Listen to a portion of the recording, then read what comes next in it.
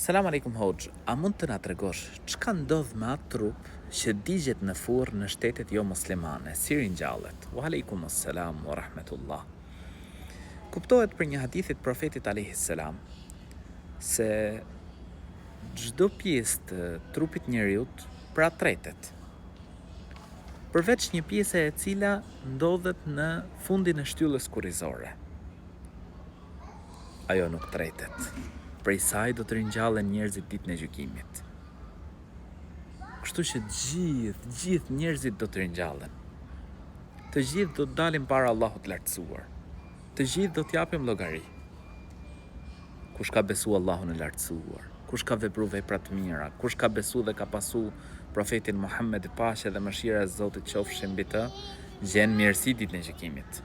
Ai i cili ka mohu, ka bo vepra të këqija, nuk ka dash me ditë për Zot, s'ka dash me ditë për profetin alayhis salam, këtë njeri e pret dënim botën tjetër, Allahu na rujt.